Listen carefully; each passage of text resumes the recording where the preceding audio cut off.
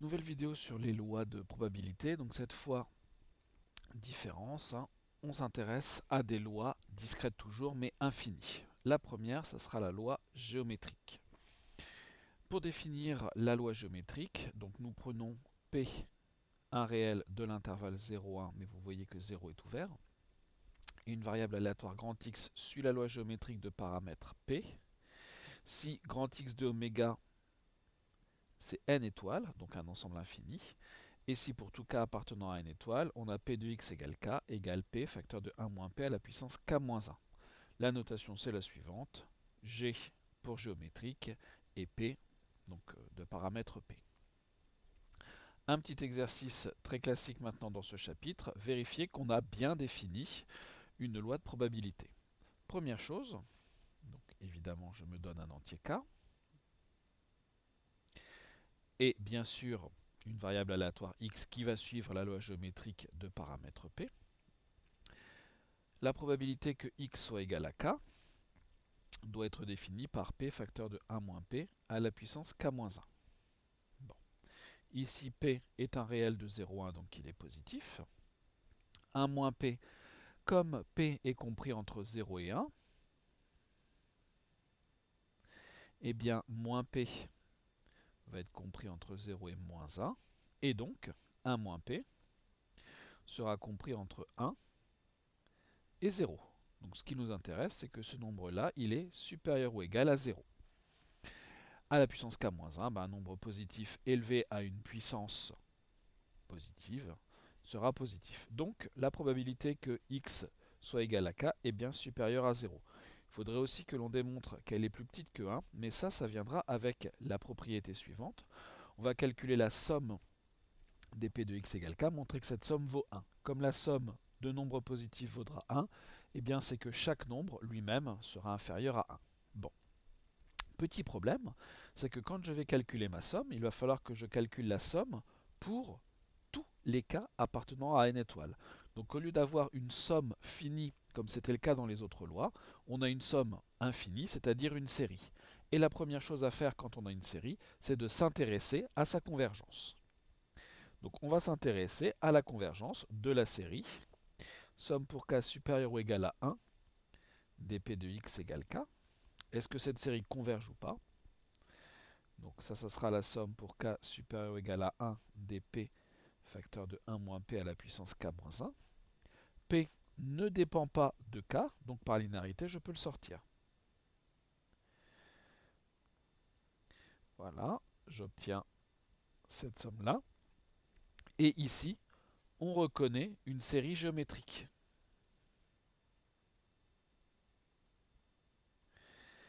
Est-ce que cette série géométrique converge? Eh bien oui, puisque le 1 moins p, on a dit qu'il était entre 0 et 1. Donc 1 moins p, j'aurais dû laisser un petit peu de place, est bien compris entre moins 1 et 1. Donc la série converge. Et en plus, on connaît sa somme.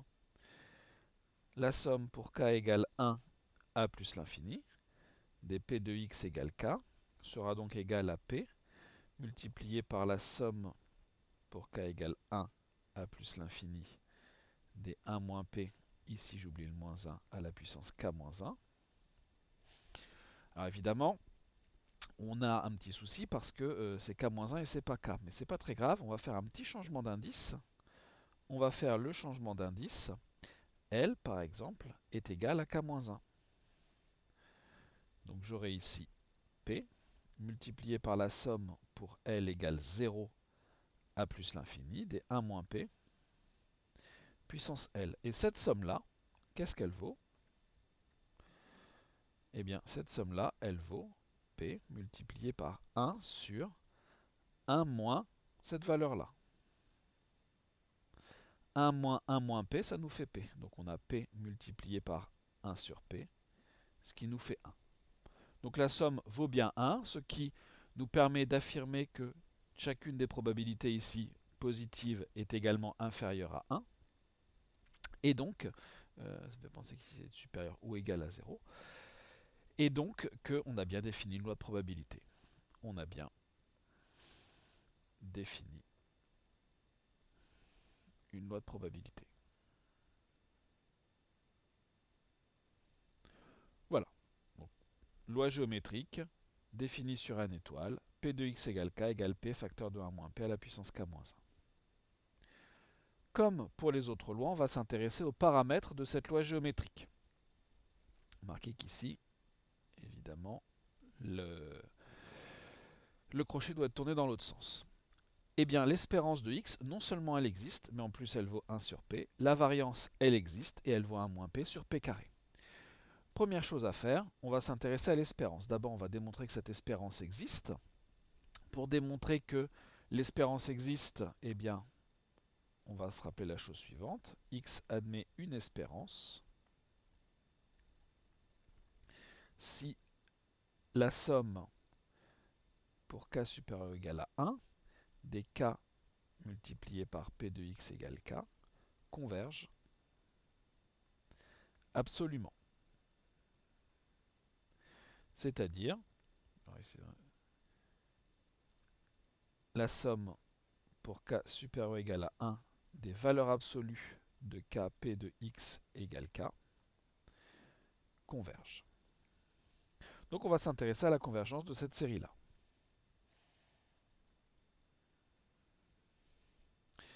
Donc des k p de x égale k. Ici, k est un nombre positif, une probabilité c'est toujours positif, donc on a une somme de termes positifs, finalement qui est les valeurs absolues ou pas. Dans ce cas-là, ça ne change rien. P de x égale k, c'est p facteur de 1 moins p à la puissance k moins 1. Toujours pareil, le p, je peux le sortir puisqu'il ne dépend pas, de k.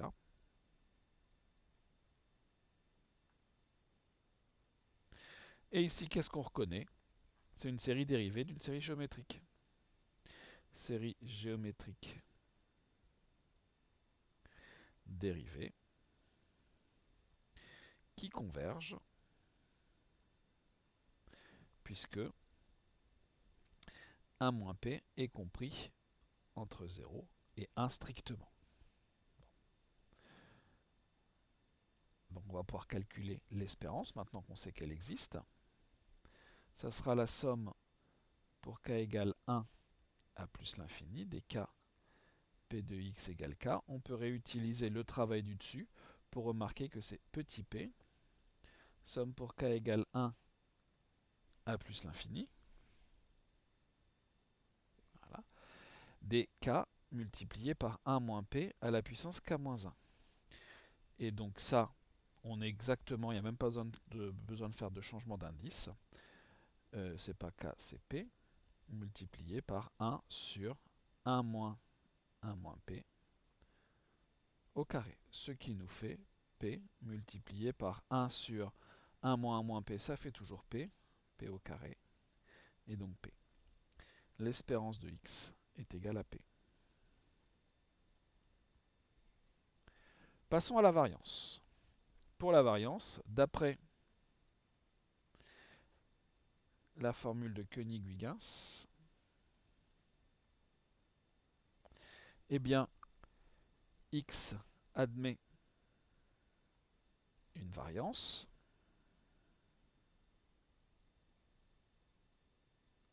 si et seulement si x admet un moment d'ordre 2. Bon. Regardons ce moment d'ordre 2.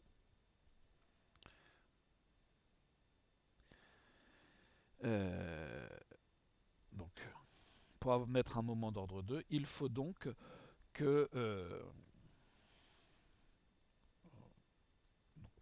je reprends. Il nous faut un moment d'ordre 2, donc ce qui arrivera si et seulement si la série somme pour k plus grand que 1 des k au carré p de x égale k converge absolument.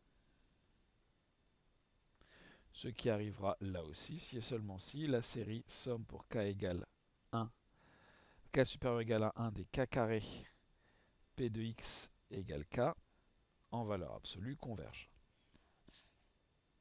Comme il s'agit d'une série à termes positifs, qu'il y ait les valeurs absolues ou pas, en fait, ça ne changera rien. Donc calculons cette chose-là. Enfin, étudions la convergence de cette chose-là. Exactement comme tout à l'heure.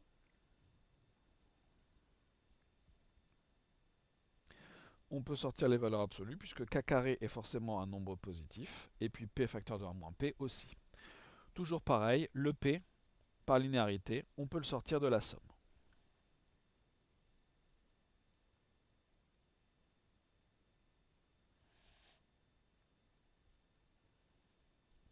Bon, il y a k au carré. Qu'est-ce qu'on en fait? Petite astuce classique que l'on a vue dans le chapitre sur les séries.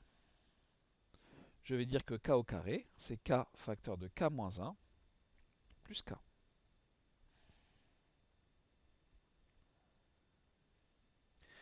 Et je vais avoir p qui sera facteur de une première somme, la somme des k, k moins 1, 1 moins p puissance k moins 1, et ça sera presque une série géométrique, enfin une dérivée d'une série géométrique, plus la somme pour k supérieur ou égal à 1 des k 1 moins p à la puissance k moins 1. Et celle-là, on vient juste de la calculer. Donc on va avoir ici p, somme, alors p, je vais sortir tout de suite à 1 moins p. Pour k égale 1, de toute façon, ça vaut 0, donc ici, on peut partir de 2.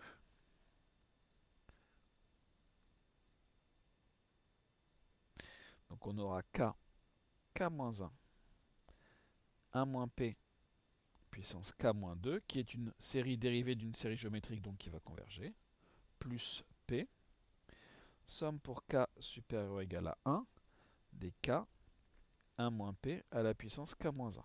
Cette chose-là, on vient de la calculer, ça vaut 1 sur p.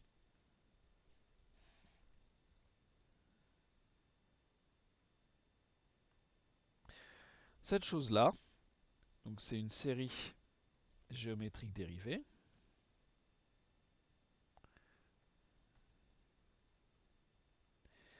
qui converge, toujours pour la même raison, parce que 1 moins p est strictement plus petit que 1.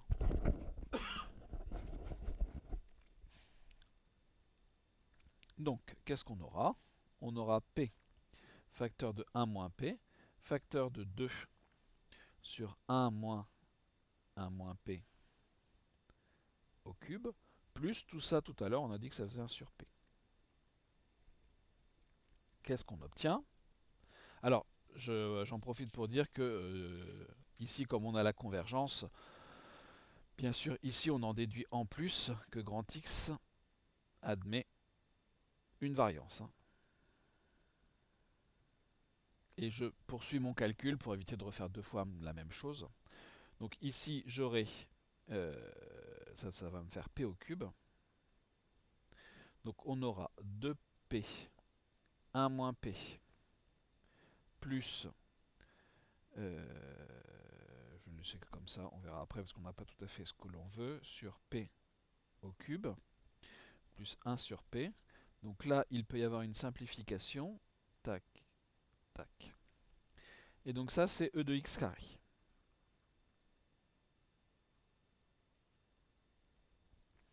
Qui vaut 2 facteurs de 1 moins p sur p carré, plus 1 sur p.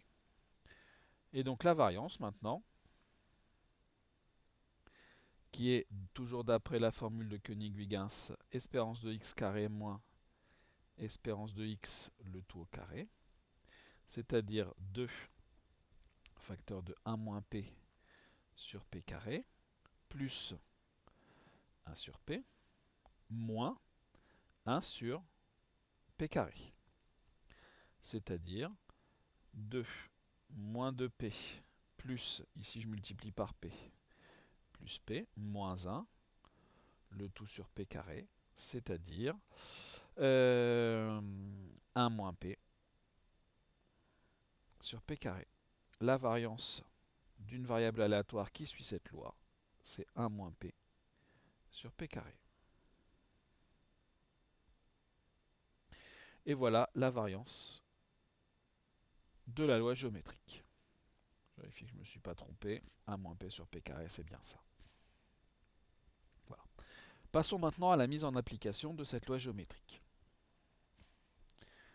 Quand est-ce qu'on va l'utiliser, cette loi géométrique? La loi géométrique, c'est la loi du premier succès. Quand on répète à l'identique et de manière indépendante, et qu'on regarde quand est-ce qu'on a le premier succès, eh bien clairement, c'est une loi géométrique.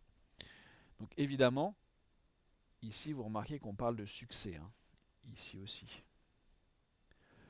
Donc là, ici, c'est toujours lié à une expérience de Bernoulli, à une loi binomiale en fait. Tout ça, ça cogite un petit peu autour du même type d'expérience. On répète cette chose un certain nombre de fois et on se demande quand est-ce que l'on va obtenir pour la première fois un succès. On va regarder l'exercice 25. On lance un dé jusqu'à obtenir un résultat supérieur ou égal à 5. On note grand N, le nombre de lancers nécessaires, reconnaître la variable aléatoire grand N, quelle est la probabilité que l'on ait besoin de moins de 10 lancers pour réussir, en moyenne, combien de lancers est-ce qu'on aura besoin pour réussir. N, qu'est-ce que c'est? C'est le rang du premier succès dans la répétition de l'expérience de Bernoulli d'un exercice précédent, l'exercice 15. Et le rang du premier succès dans la répétition de l'expérience de Bernoulli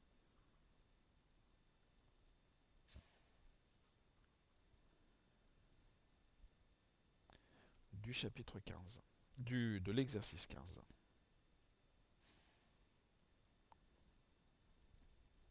Voilà. Le succès de cette probabilité, succès de probabilité 1 tiers. On l'a déjà rencontré dans l'exercice 15 et dans des exercices précédents. Donc, je peux en conclure que n suit la loi géométrique de paramètres. C'est la probabilité du succès lors d'une des tentatives, 1 tiers. On me demande quelle est la probabilité que j'obtienne un premier succès au-delà du 10e lancé. Qu'est-ce que c'est que ça? Les n plus grands que 10, il faudrait que je regarde la probabilité d'avoir le premier succès au 10e tirage, au 11e, au 12e, au 13e, et ainsi de suite. Sauf que c'est vite compliqué parce qu'il y a une infinité de tirages.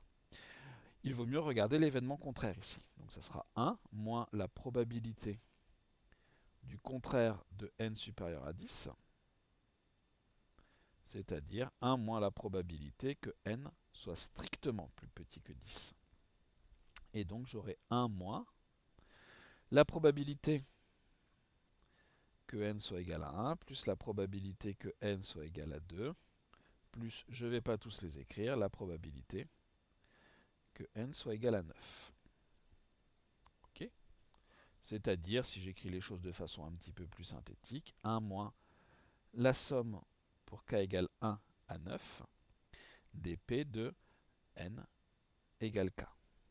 C'est un petit peu mieux comme ça. Je vais faire ce calcul.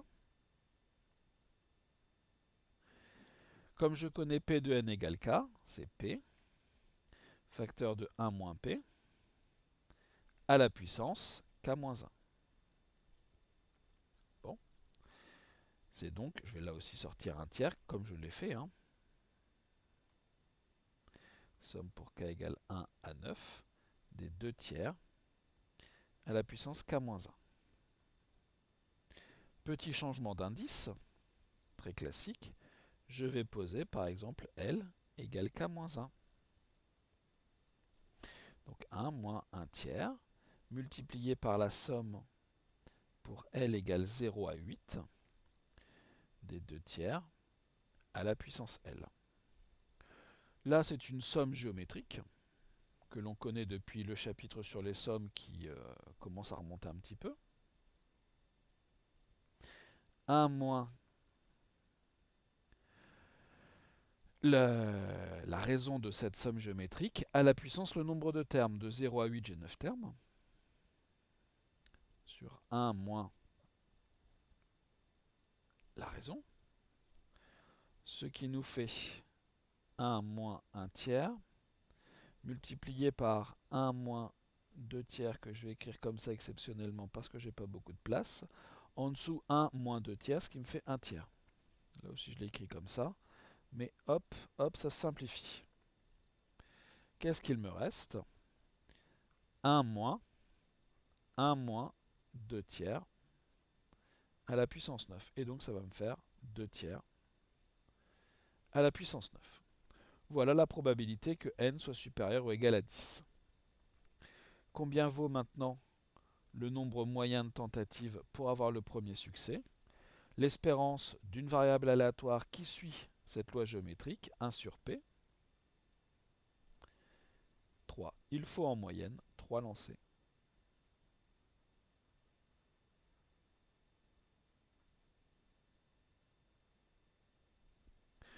Voilà pour la première question de cet exercice. Deuxième exercice, deuxième partie de l'exercice, enfin je dis deuxième exercice parce qu'en fait ça n'a pas tellement de rapport avec ce qui précède. On modélise le nombre de secondes nécessaires à la désintégration d'une particule radioactive par une loi géométrique de paramètre P. Et on nous demande d'abord de démontrer ça, et ensuite d'en déduire quelque chose. Commençons par le fait de montrer que P de x supérieur à T soit égal à 1 moins P à la puissance T. Deuxième partie, je me donne T appartenant à n étoile. Qu'est-ce que c'est que P de x supérieur à T? Je vais refaire le même travail qu'avant finalement. Je vais dire que c'est 1 moins P2, le contraire de x supérieur à T, c'est-à-dire 1 moins P de x inférieur ou égal à T, c'est-à-dire 1 moins la somme pour k égale 1 à T, des P de x égale k, c'est-à-dire 1 moins la somme pour k égale 1 à T, des petits p, multiplié par 1 moins p à la puissance k moins 1. Toujours pareil, je vais sortir p, je vais faire mon petit changement d'indice. Je vais me faire les deux en même temps. Donc ici, je vais poser L égale k moins 1. Et donc j'aurai 1 moins la somme pour L égale 0 à t moins 1. J'ai dit que je sortais le p. Des 1 moins p à la puissance L. C'est pareil, c'est une somme géométrique qui vaut 1 moins p, 1 moins p à la puissance t sur 1 moins p. Et ça, qu'est-ce que ça vaut? 1 moins p, facteur de 1 moins p à la puissance t. 1 moins p, ça vaut p. Là aussi, simplification. Et on obtient 1 moins p. J'ai oublié la puissance. C'est-à-dire 1 moins p à la puissance t. Et donc, on vient de démontrer que pour tout t appartenant à n étoiles, p de x strictement plus grand que t est égal à 1 moins p à la puissance t. Voilà.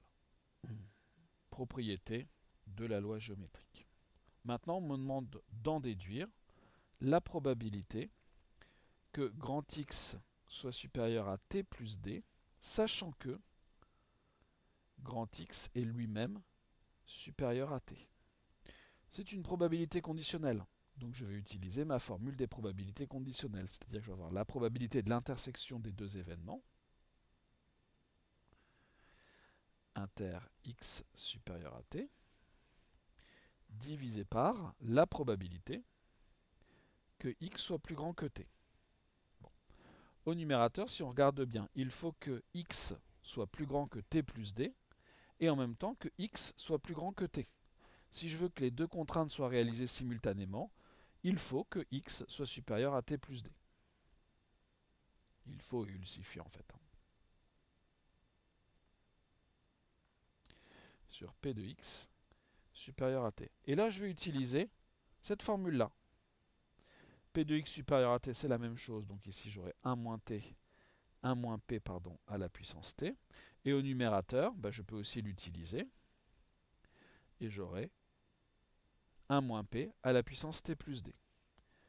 Propriété des puissances que l'on connaît depuis le collège.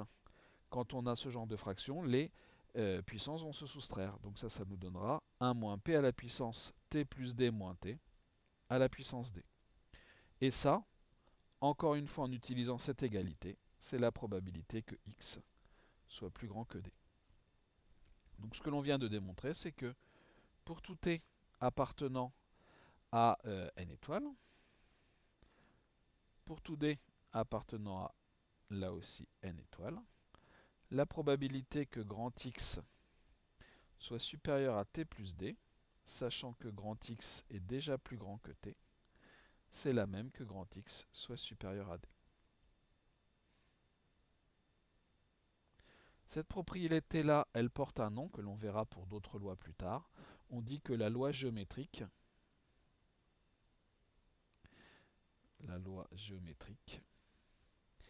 est sans mémoire.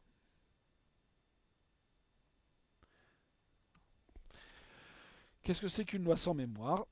Eh bien, c'est dire que la probabilité de devoir attendre un nouveau succès encore des coups, sachant que je n'ai pas eu le premier succès avant les t premiers, c'est la même chose que attendre le succès uniquement pour ces d coups. C'est la remarque qui est ici.